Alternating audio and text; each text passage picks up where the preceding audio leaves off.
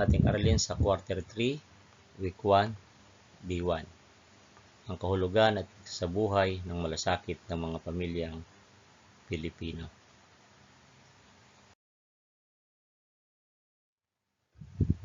Mag-umpisa tayo sa prayer.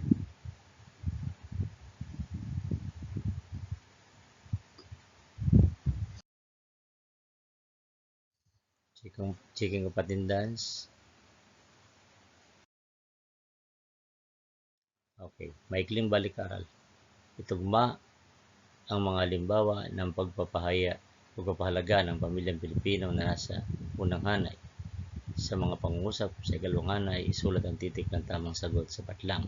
Unang hanay, ikalawang hanay. Paggalang. Kukunin ko po ito. Number 2, pakikisama. Sige, sasama ako sa grupo. And number 3, ito ang kapalit. Number 4, pagpapalaga sa pamilya ay sobrang mahal ko pamilya ko. Number 5, hiya. Namumutla ako. Number 6, damayan, simpatsya.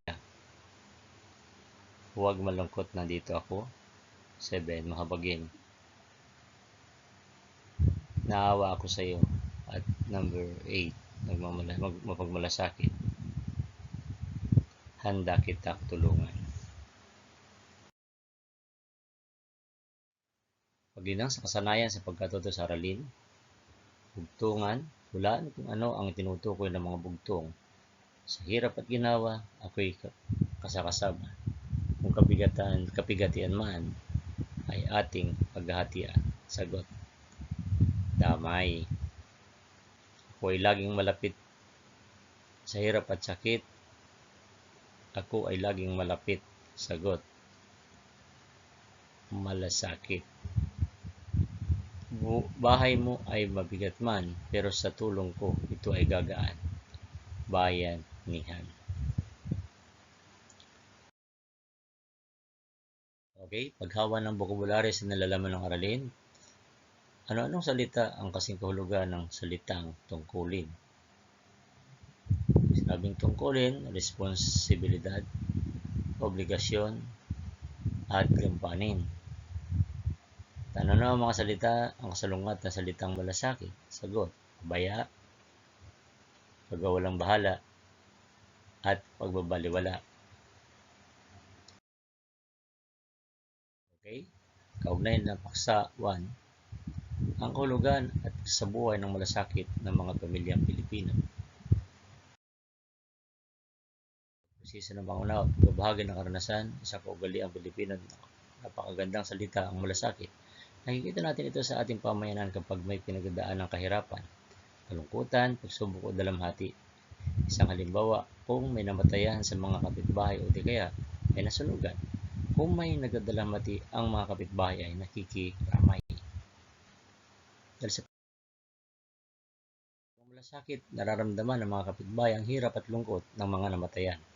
Sinasama ng mga kapitbahay, mga kamag-anak at mga kaibigan ang pamilyang nagdadalamhati. Pinaparamdam sa kanila na hindi sila nag-iisa, na nagpapahatid ng tulong at suporta ang pamayanan.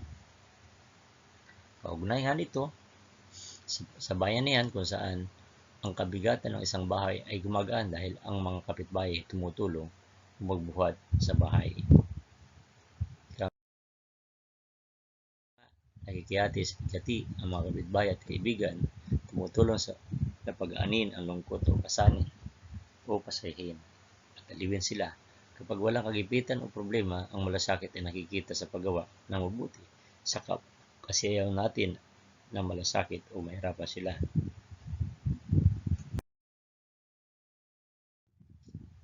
Halimbawa, hindi natin inaapi o dinadaya ang ating kalaro. Kapag may pinaghatian, ay pantay-pantay ang hati. Ayaw natin na ang kapwa ay kinakawawa o inaapi. Naranasan mo na ba dumamay o tumulong?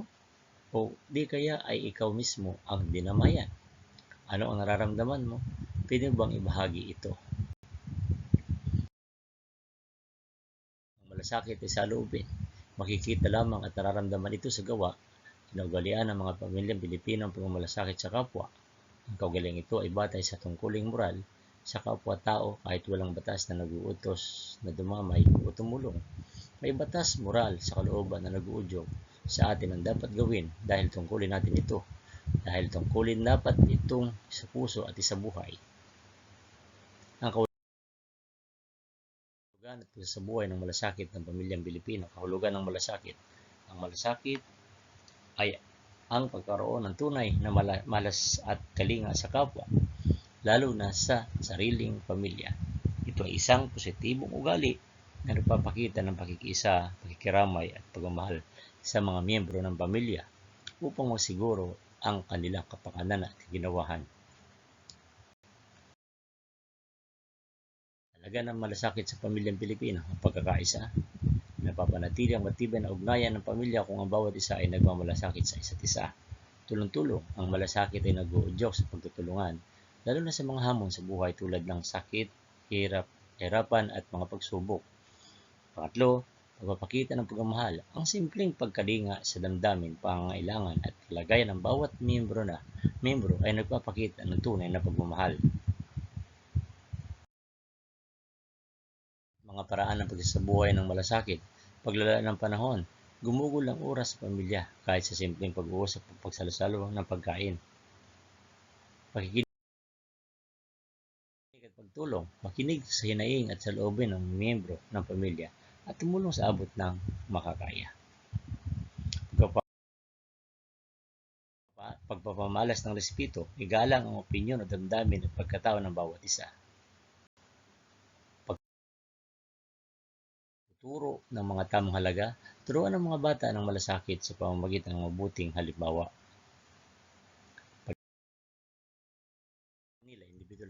Ano ang mga ginawa mo kamakailan upang makipakita ang malasakit sa iyong pamilya? Isulat sa papel ang 3 bagay na nagawa mo.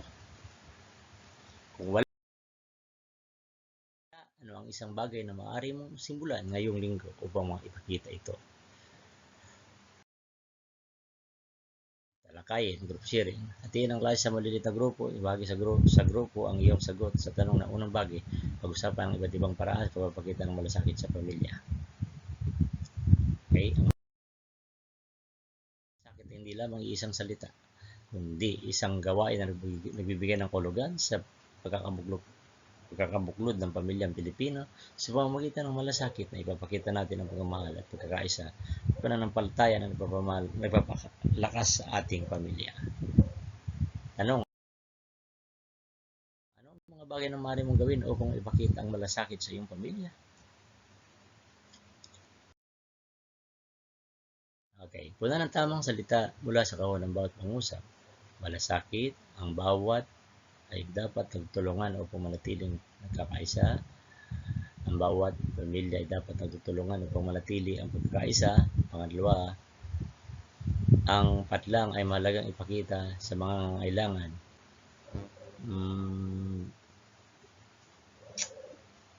Ang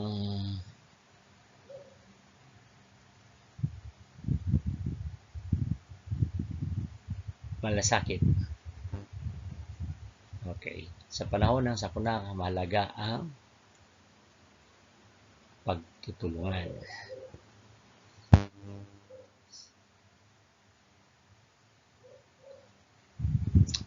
Ang kalinga ng magulang ay nagbibigay ng seguridad sa kanilang mga anak.